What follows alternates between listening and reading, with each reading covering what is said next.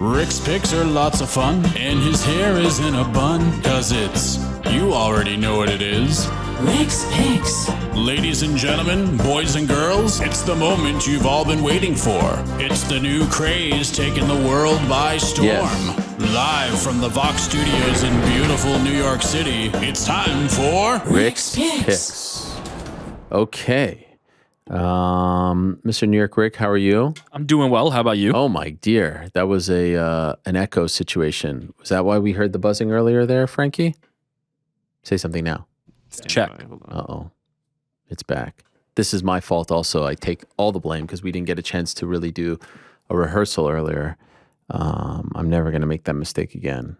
Oh, I think it might be better now. Let's hear it. Okay, now we don't hear you at all. How about now?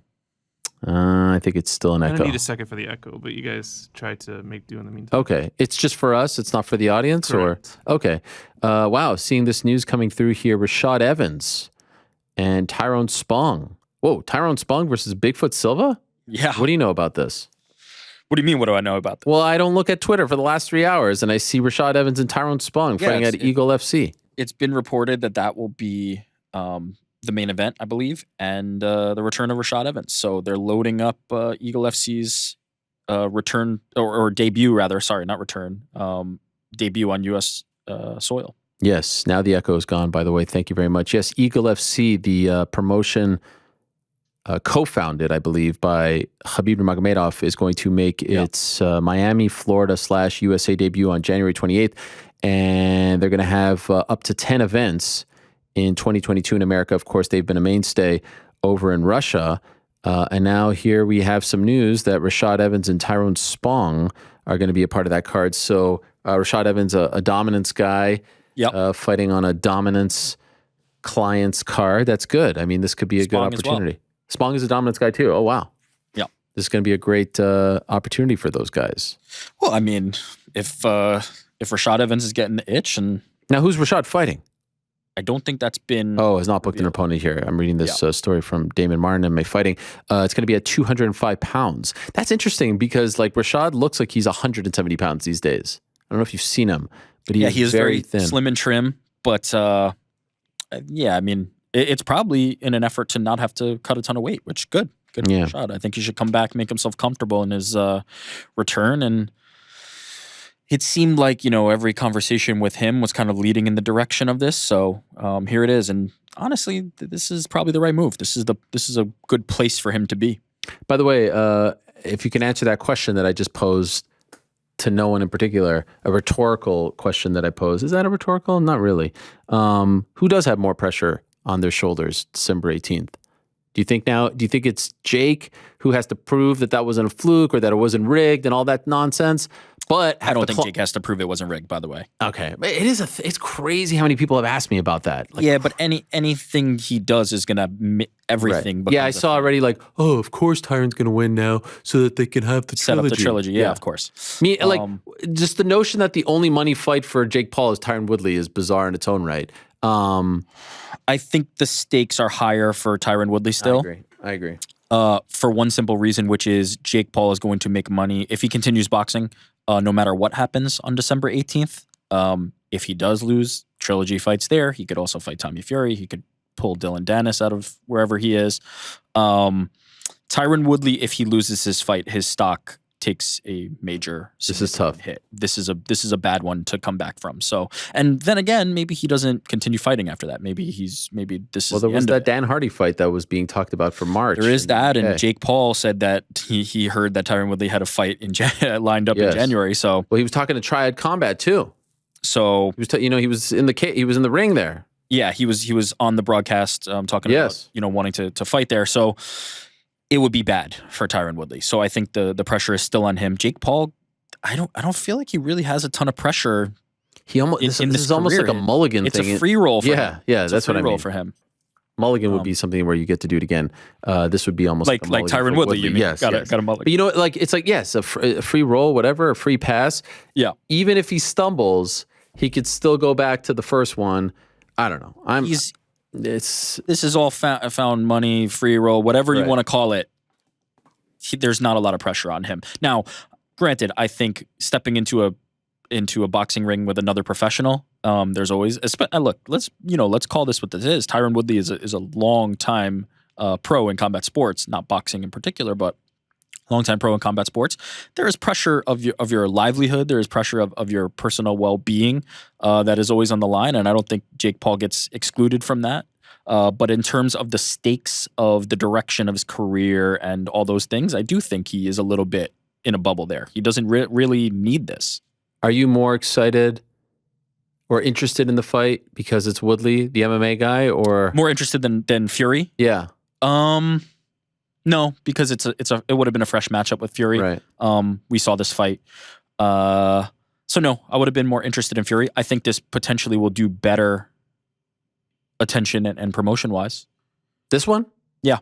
Interesting. I don't think Tommy brought a lot. I think the best part of that press conference was... I think in the UK it was a bigger deal.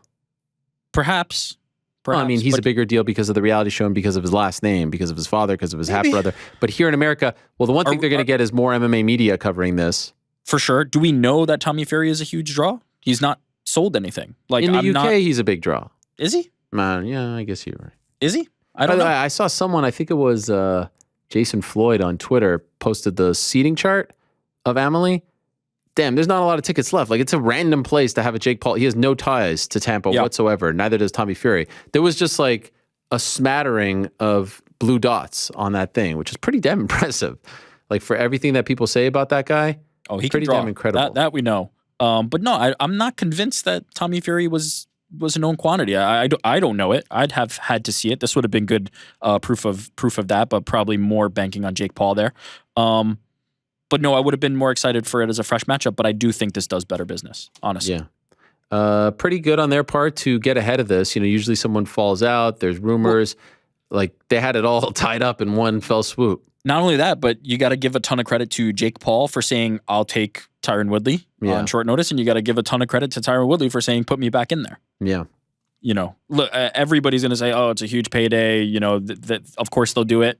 Not everybody does that. No, especially when you climb the mountain once and you're like, whew, thank God. I just beat a former UFC champion. I don't have to do that again. For sure. And Jake Paul could have very easily said, delay the fight. Let's do Tommy Fury. Let's do it at a later date. He said, no, just give me Tyron Woodley. Next guy up, next call. And Tyron Woodley answered the call and said, let's do it. So I credit both of them. I tell you who it reminds me a lot of. Who's that? Do you want everyone's heads to collectively go ahead. explode? Let's hear who this reminds you of. It's very reminiscent of a prime 2015. Do you know who I'm about to say? Yeah, of course I know who you're about to say. Would you like to say the words? Do we want all the hate to just pour in? It's very reminiscent of Conor. Yeah. It is to an extent, but I think the difference... Only in that shit comes their way and they're like, whatever. You know, most people would wait... The Conor story of, you know, he woke up and said, whoever it is, just put him in there. Yeah. Slightly different for the circumstances, but I understand where you're going with that, and I agree. Like, they know that the show is, they are the show, right? They recognize that, like, this ship doesn't go without them. They are the show, and they are here to put on a show, and they're there to make a lot of money. And they are going to do that no matter what the cost. And Jake Paul is in that position where he knows that this show hinges on him, not as much Tommy Fury. He's going to make this show go on. All right, what do we got? Rick's picks. What do we have? Yeah, Rick's picks. A bit of a longer one here, but oh wow, I grouped a few together, and then I had some individual shout outs. Rick's picks. Rick's number one pick for this week: the comeback. I like the that comeback. You're referring to yourself in third person. Yeah, the comeback. Okay, the comeback. Sergio Pettis against Kyoji Horiguchi. Yeah. Spike Carlisle versus Dan Moret. Clay Guida, Leonardo Santos. It was a great weekend for comebacks. And being down in a fight and showing the resiliency to withstand, to weather the storm. And finish the fight. So shout out to all three of those comebacks. Favorite comeback of this weekend or just in general? Are you asking me like no, not of all time, of the ones this weekend, because there was some pretty damn good ones. Spike was a great one. You have to go Pettis. Pettis, yeah. I mean, that was it was like a knife through butter. It was also so quick. I think the other fighters were closer to getting finished, right? Like they were being dominated more. I'd say Horiguchi was dominating that fight, but it didn't seem like he was close to finishing Pettis. Yeah. The other ones were close to getting finished, but the way he turned that around it's hard to pick anything other than that. Amazing moment. Did you see that Kaposa clip? Yes, practicing it. Yeah. No. Yo Romero against Fei Zhao. Sorry, my mind went to the one, and maybe it wasn't Kaposa who posted that one, but practicing, Pettis had done that in training. Yeah. But yes, it has happened before in the Romero fight. And if I remember correctly, I said this to somebody, and I forget who it was, but I believe Nate Marquardt did it in that crazy like Tekken sequence he had back in the day. But I don't know if it was the exact finishing blow. I think it was part of it. I could have looked back and watched it, but lazy me didn't. It wasn't Monday afternoon. I only show up for sure. Monday afternoons. Of course. But I believe in part of the Tekken sequence, Nate Marquardt missed it and then also threw the back fist. By the way, speaking of Bellator, I love the fact that they're doing this tournament. That's a great group of talent. Yes. The 135ers, the Grand Absolutely. Prix. One of them may come up later in the show. Okay, sorry. Or this segment, sorry. Okay, please. Also, another grouping, the veterans. The veterans for getting it done. Jose Aldo, Clay Guida, just continuing to be staples, but not only that, but just continuing to fight at a high level. So kudos to both of them. You mentioned the potential fears around Jose Aldo's weight cut to bantamweight. He has since put those very far in the rear view mirror. Do you remember that? Of course. Remember that build-up? I remember that day, that media day was UFC 245, Colby Covington. It was so awkward standing next to him. I think he was wearing a leather jacket, if my memory serves me correct, and sunglasses. Hood up, right? Yeah. And he was so frail. He looked like death. Yeah, well, I think everybody has thought of him as a big featherweight throughout his career, so there was obvious concern about him dropping down to bantamweight, but he assuaded that and has turned into a second career. He has put in a lot of time and made himself a viable title challenger. So shout out to Jose Aldo. People forget he's only 35 years old because he's had 38 fights and so many in the UFC and WEC, but only 35 years old and continuing to get it done at a super high level. And then Clay Guida turning 40 in a few days, 2 days, I believe, 58 total fights. Shout out to those dudes. All right, here's the individual shout outs. I'll try and run through them quickly. Rafael Fiziev. Incredible win, but also just like what a character. Yes. We're lucky to have a funny character like him. If you've never seen his Instagram videos of doing unconventional workouts and funny things like that, he's funny there. But also he knows how to get attention. Call outs of Hezbollah and Vince Vaughn. Could I break the fourth wall for a second? Yeah, you could. Go ahead. I mean, I had a feeling you'd go there. That's all Syed. I got to give props to Syed, who's one of the best in the game. By the way, one of the best managers in the game as well. Can I just read you? I actually wrote this down because I had a feeling this would come up. He's the guy who's in there with Petr Yan, but he was in there throughout that entire card in Abu Dhabi with all the Russian fighters there. Just give me 3 seconds here. I'm scrolling up. Here we go. Petr Yan, Fiziev, Shavkat, Arman Tarukian, Movsar, Damir. I mean, that is quite the list of fighters. Yeah. And he's the one. Who does he remind me of in that sense? Like, with all due respect to Rafael, I don't know if he knows swingers and Vince Vaughn. Very clearly but that's having a good guy by your side who knows that a moment will then maybe get out there and break through, and Vince Vaughn and Hezbollah. So you got to give a shout out to Syed for that. Yeah, and you can even see it transparently happening in the cage where he's telling him what to say. And it still works. Yeah, so shout out to him for having the foresight to do that. Okay. I mentioned a name from that Bellator Bantamweight tournament may come up. Rafion Stotts. Shout out to that guy. What that interview was great. Are you talking about the interview? I'm talking about all of it. Let's be real. Like, first of all, he's a great fighter. I wrote this down here. Lone losses to Merab Valashvili at Ring of Combat, local East Coast show. And since then, 9 in a row. Keith Lee, Josh Hill, Magomedov. Like, the dude has put together a really nice run here at bantamweight. But beyond what's happening in the cage, just hilarious. It was great. Was great on the broadcast, as you alluded to. The video of him cornering Archuleta and Patchy Mix backstage before they all came out, hilarious. So the taco meat. Yeah, you know he's talking about the taco meat. Yeah, the chest hair. Yeah, I never heard that before. Oh, you heard that? Yeah, I've never heard that line. Yeah. It was incredible. He was so comfortable up there. You know, sometimes they bring up these guys on that desk. You know how I feel about the desk, but sometimes they bring it up. And it's like, oh, God. This dude was like, I want more of that guy. Charisma for days. Put him up there. Get rid of some 41. Rough. Okay, I'm gonna no sell that. 14 tweets now. Yeah, I'm gonna no sell that so we can move on from that. But Rafion Stotts, and also, I thought he had some good replies on Twitter. Archuleta was kind of going back and forth with him about fighting Pettis, and I think he handled that super, super well. Just good charisma, good character, great fighter. Looking forward to seeing him. And then last two. I saved these two for last because they were guests of the program today, but Action Man Chris Curtis, six dubs in 2021. Everybody has heard at this point ad nauseum the retirement twice in one PFL night story. But how about turning it around for 6 dubs in 2021? 6-0. Shout out to the Action Man. What a likable character too. We were talking about the charisma. They're talking about the character. Another one who has it in spades. But 6 wins in 2021, and they're not all in the UFC. 2 of them were in the UFC, which were huge upsets, by the way. Like, he's coming in on short notice as an underdog in both of these fights and gets them done against 2 people who would be considered prospects for the UFC. 4 wins outside the UFC. Hell, I could see him fighting another time if the UFC gives him an opportunity and needs somebody on short notice. So shout out to the Action Man. What a run he's made. What a run he's made in 2021 and making the most of an opportunity here. Incredible. And then last one, farewell to Felicia Spencer. Congratulations on the retirement. Your gal.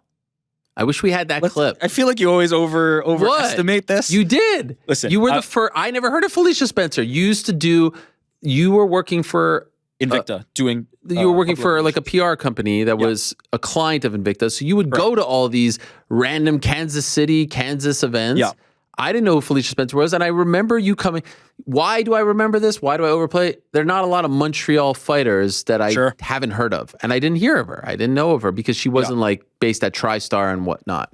So I want to give you props. This is the first time I'm getting crap for giving someone props. No, but you always rib me about like future champion, this, that, the other. No, this one you actually nailed. Yeah, at the time, a legit featherweight, and I think that's what her career will be remembered as somebody who was a legit featherweight at the time that there weren't many. The division has always been, for many years, Cyborg versus whoever. Then all of a sudden, Amanda Nunes comes into the picture, and Holly Holm come into the picture, and there becomes some legitimacy in the featherweight division. But then Amanda Nunes clears that out, and it becomes Amanda Nunes versus who? And Felicia Spencer and Megan Anderson, to her credit as well, but Felicia Spencer was one of those names that was a legit featherweight contender, went the distance with Cyborg, went the distance with Amanda Nunes, and is leaving on her own terms, which we don't see a lot. She is saying, look, I'm coming off a win and in the prime of my career, and I feel like I can compete, but I'm looking out for my long-term health. I'm looking out for my family. I'm looking out for my future and not just what's in front of me now. So shout out to her on a great career and knowing when to walk away at the right moment. Yeah, I am happy that she clarified, because I think initially she used the term mental health, and I think people thought it was like Simone Biles type of situation, Kevin Love, DeMar DeRozan, and others. I'm happy she clarified that. Yeah, brain health. Obviously equally important. Yeah. But I think people were turning it into something that it wasn't, that she was dealing with stress or unhappy about whatever. And I think she was very clear that she's happy about everything and that she's content and that she accomplished everything that she wanted to accomplish. And good on her for not telling the coaches, not telling anyone until afterwards. That's pretty. What a mensch, right? Like saving it for the media outlet that you would do the segment with. And shout out to fightbananas.com. Shout out to Fight Bananas, but also to Felicia for having the wherewithal to think that way. Maybe a future in media thinking like that. I mean, it would be like, let's say I'm Dan Hooker and I have news to break. Oh boy, don't do that.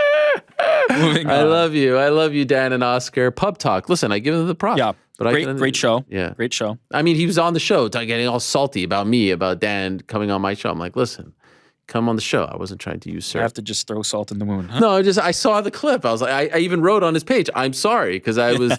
I mean, it was very clear that it hurt him, Listen, and I thought Dan I don't want that smoke. Yeah, and Dan had a great explanation. Look, he called me first. It's like chatting with your mates. As you described it, you're just. I mean, it's episode 3. He's been coming on the show for several years now. Oh God, here we go. Just saying. Wasn't just jumping on the bandwagon when he took a fight on short notice against Islam Makhachev. In any event, come on, Oscar. Come on. That's it for Rick's picks. That's it? Yeah. Well, I mean, that's not enough. You want more? No, that was a pretty damn good one. Not a lot of B-roll this time. Listen, there was, breaking news this morning. Right. There's a lot of things. Navigating all those different names I listed would have been a bit of a I was excited because I was like, oh, you didn't, because usually you put the B-roll, I think you did it once now, you put the B-roll like in the same chat that I have access to. Yeah. I like finding if maybe we can do that on the side. Wow, now we got requirements. Well, maybe just like side channel, like why do I have We'll work on that for 2022. We'll work on the back over here. Okay. I have to admit I'm getting a little bit of the rub from Conor here. I don't think it's fair. But yeah, we'll work on the back. I already have an idea for it. It's going to take a little bit to execute. Joe's already been enlisted and he's in, so we'll figure that out. Award show coming up as well. Oh yeah. I don't know if you knew about that. I haven't even thought about it. I know. That's gonna be a heck of one to get through. Yes, that's January. It's always a beast. January 3rd. Now I'm not sure. Do we go with the MMA Hour Awards or do we now stick with the Helwani? I feel like we just go back, right? Yeah, it's the MMA Hour Awards. I know, but like we changed the name. Now we go back. Oh no, the name. This is like when the Hornets then went to where'd they go? The Hornets went to the Hornets Charlotte. No, from New Orleans. Or are you going even back further than that? Well, here's the thing. There was the Charlotte Hornets. Yes. And then the Hornets moved to New Orleans. Yes. Became the New Orleans Hornets. Yeah. Then they became the New Orleans Pelicans. Yeah. In the midst of all of that, the Charlotte Bobcats became a new team. Yeah. Or they were an expansion team. Franchise, yep. But then once the Pelicans were born and the New Orleans, they became the Charlotte Hornets. And it's always very confusing. Is it? Yeah, well, do the Hornets now adopt I see. Bobcats history and the old Hornets, even though the old Hornets lineage is now in New Orleans? And by the way, do the New Orleans Pelicans adopt the New Orleans Jazz history, even though they moved to Utah? There's a lot at stake. Thought here. a lot more about this than anybody who's ever played for any of those teams. Do you understand why it's so confusing? I understand why it would be so confusing for anybody who gave this much attention and energy toward it. Nobody else has in the history of so now my sport. question is, do we adopt the history? It's the same situation. No. Is this MMA basically Hour like the Awards. 10th annual or is it the first annual? Oh, I don't think you start over. No, you don't start over. Come on. Come on. All right. Thank you very much. We'll see you next Monday. Feel free to come in on Wednesday if you want.